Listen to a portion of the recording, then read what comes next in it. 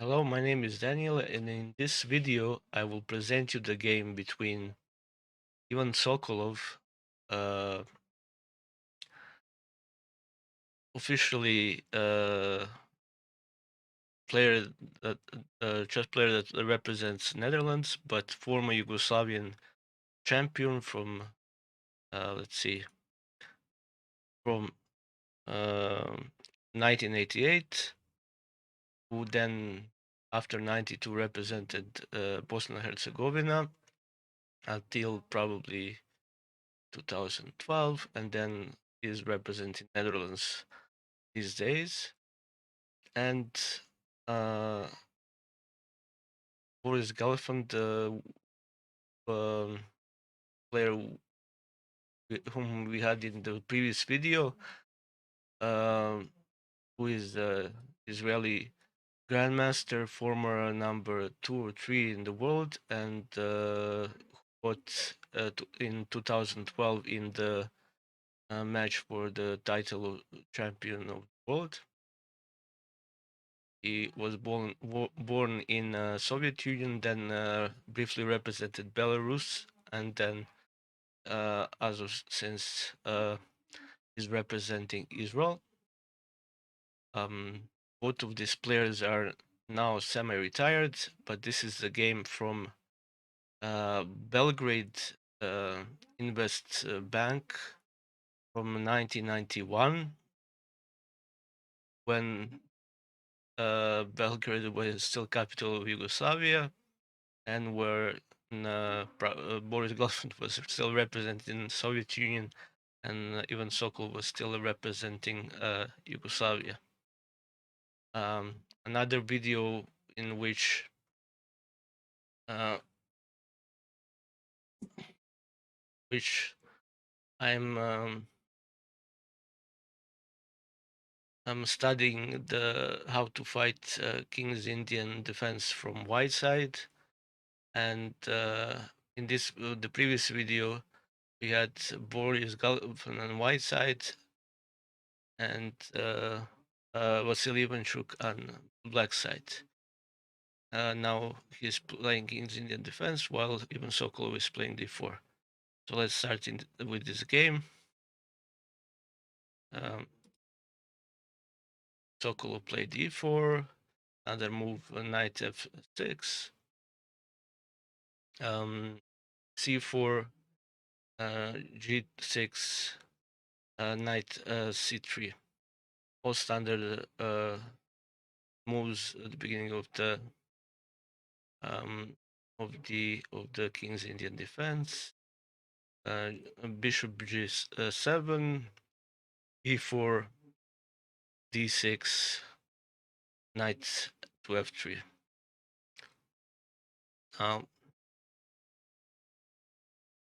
so so far no surprise in the opening. Black castles, white plays bishop to e2, and the standard break in the King's Indian defense is bishop from e7 to e5.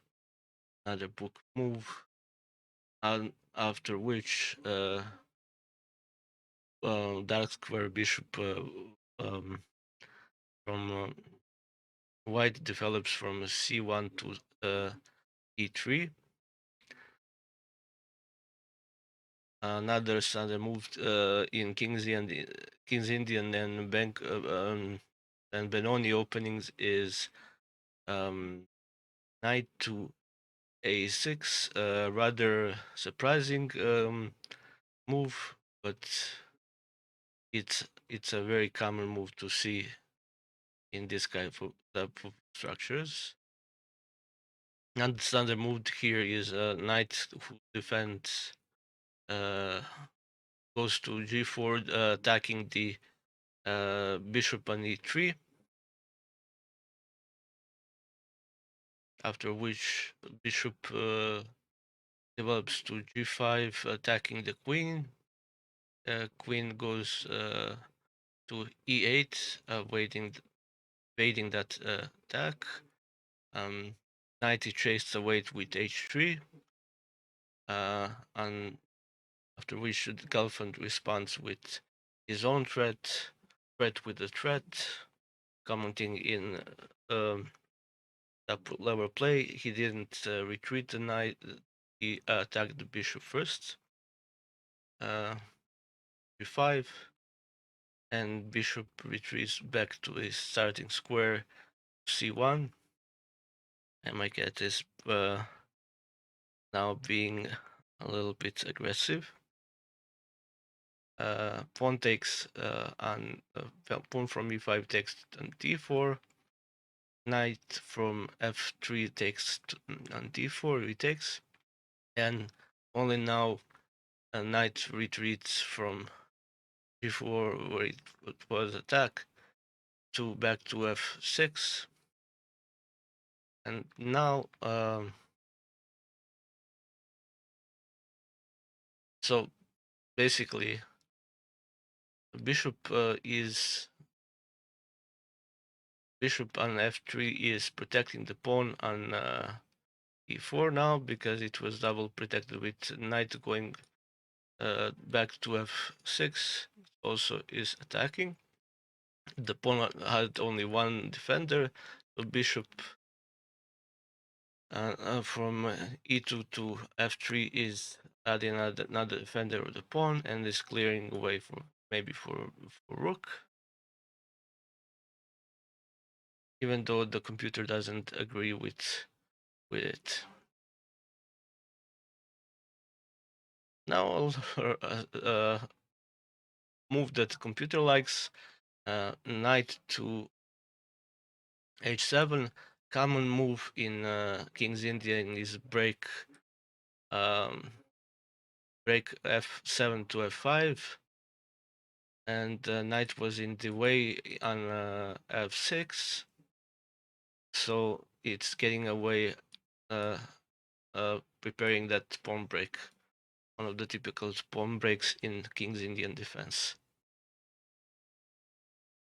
As I said, the rook to e1, adding another defender to e4 that has three defenders, but also aligning rook with the queen that can be useful in certain variations. Aligning, that's a very common move in the chess game, especially in Blitz and bullet games online. It's very easy to forget of this. Okay, moving forward. Knight from a6 to jumping to c5. That was one of the ideas. Once the pawn on d4 is taken, knight can jump there on the outpost. Don't really want immediately to attack with b4, so that knight is protected and is adding another attacker on e4.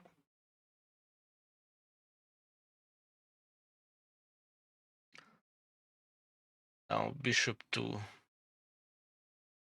from c1 again to e3. King's queen moves away from the potential pin here. Goes back to d8. Now knight from d4 goes back to goes to b3, challenging this knight here on c5. Knight retreats, jumps away. Black knight from c5 to e6, and bishop hides from f3 to e2. Queen goes to h4. Try and maybe some variation gets this sacrifice rolling, bringing both of knights here and starting some kind of a kingside attack. It's also a common theme in King's Indian defense, where many times it's typical to see pawns attacking here, bishop sacrificing here, knights coming here and trying to attack and checkmate the white king, whereas especially in certain opening like bayonet attack, white attacks on queen side. Uh, Bishop from e2 retreats to uh, f1, double protecting both g2 and h3.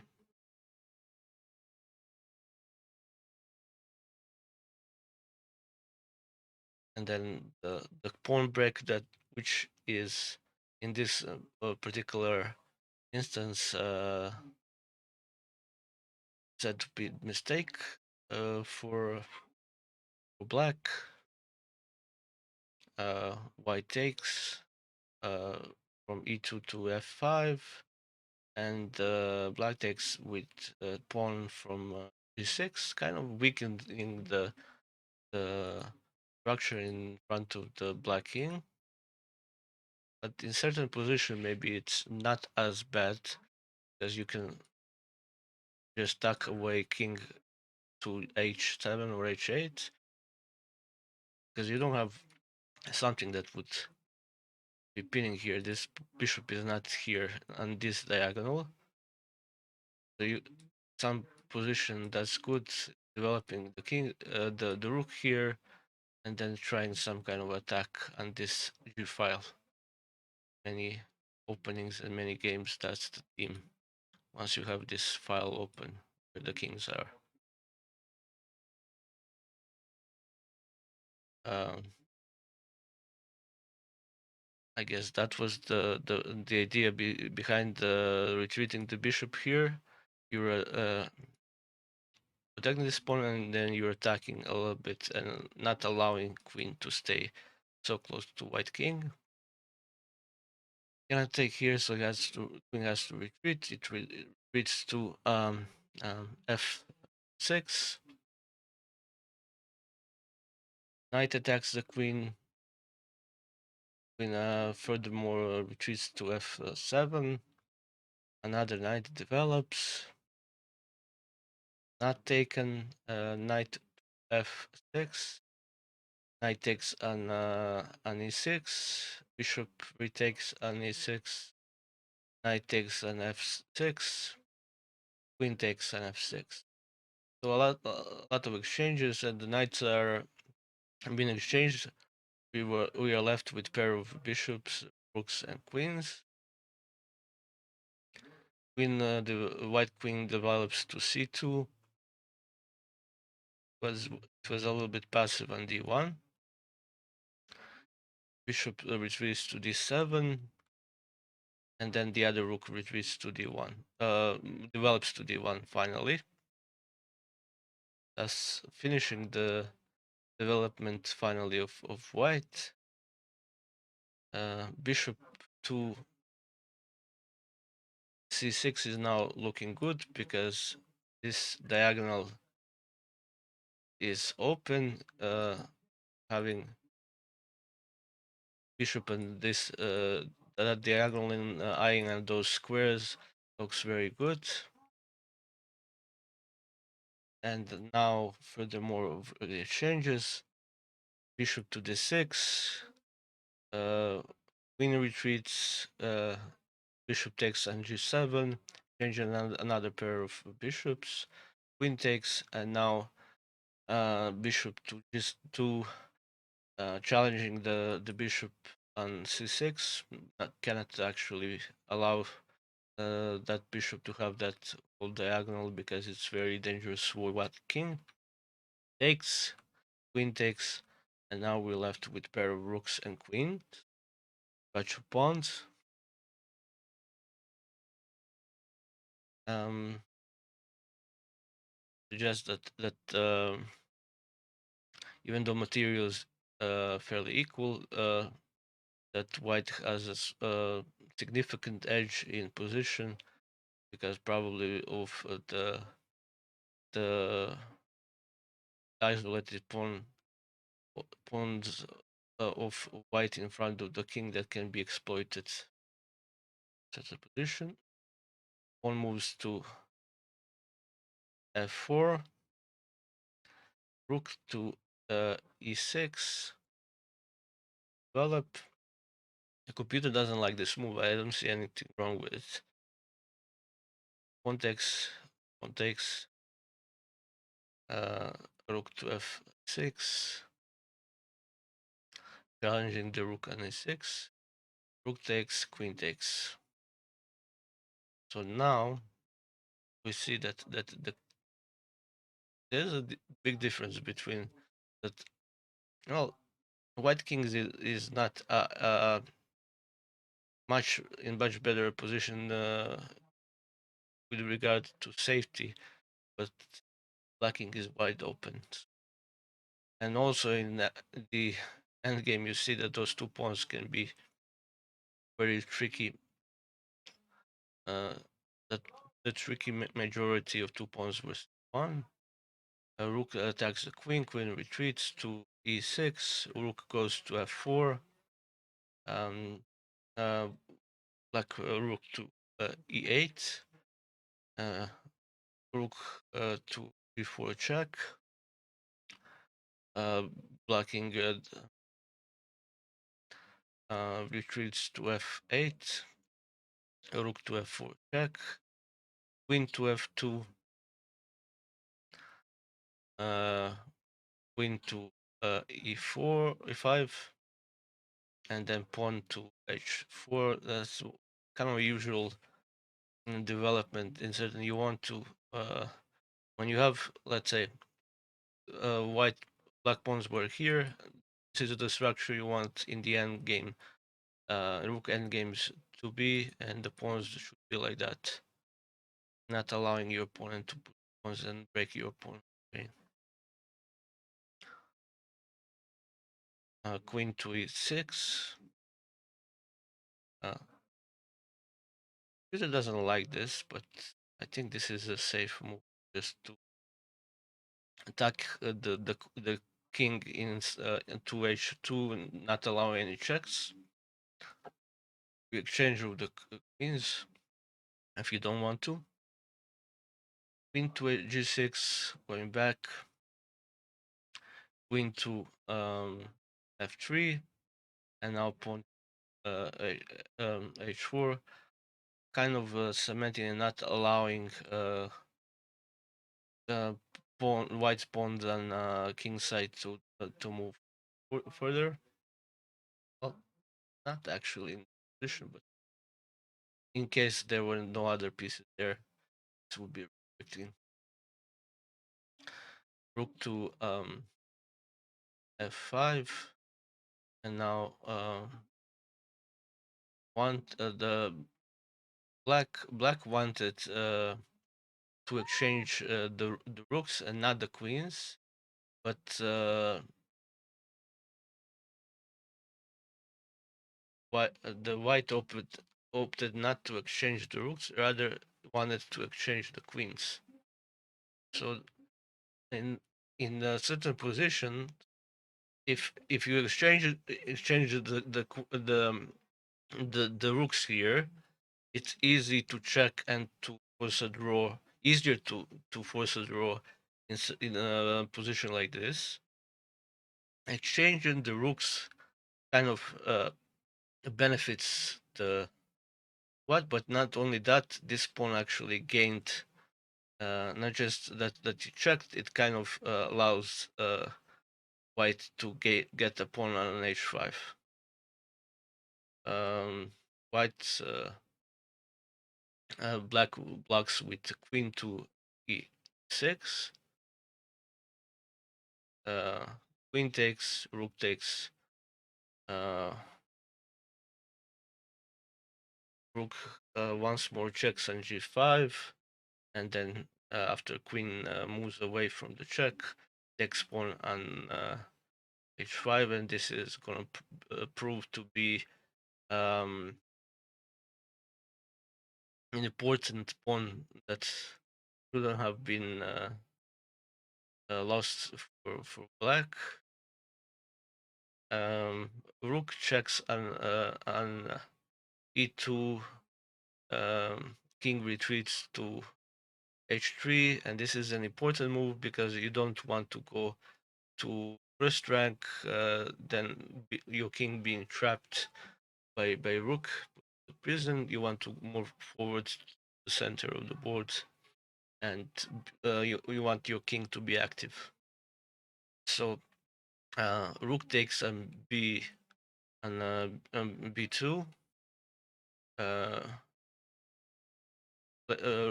Putting rooks and seventh ranked is important, and it's restricting, as I said, the king by by black.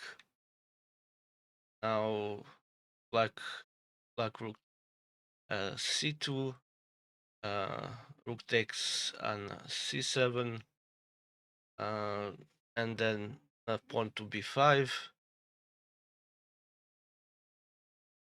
White is not concerned because even though he will lose a pawn here, um, he's banking that his pawns are faster, and that just black king is worse than white, and the king can help in pushing the pawns and maybe even checkmating the black king, as I'm gonna show soon in several moves. Pawn takes, white is not concerned, he's further developing pushing the pawns to h6. King is going into that direction of not allowing um, pawn to queen. King king goes to h4, uh, and now this is a big mistake because this pawn push at this moment is to b5 is pointless, and even though we have 3 against 3 and it looks equal materially here, white pawns are faster and they are supported by an active king, while um, black's kings is, as I said, restricted here. King further moves inside and porting the pawns, and possibly even going to be helpful in checkmating the black's king. Pawn to the rook to e2. I don't know exactly what that is. What's the point of rook to a2? I guess the black didn't have any good moves at this position, but white is continuing with pushing the pawns. Pawn to d4. Unfortunately, um, black pawns are just not too not fast enough. Pawn to g5, pawn to c3, and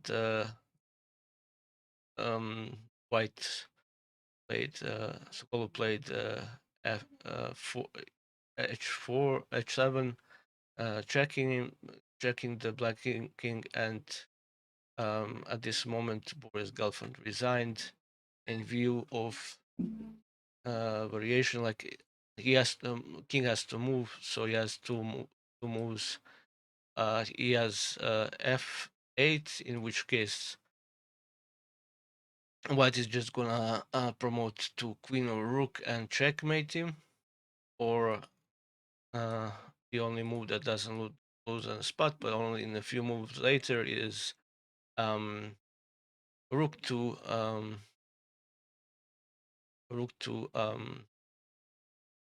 king to h8, after which white can just uh, calmly push g6. If rook attacks here, it won't do any good. King retreats to g5, and best thing for black here is to take the pawn and take both pawns.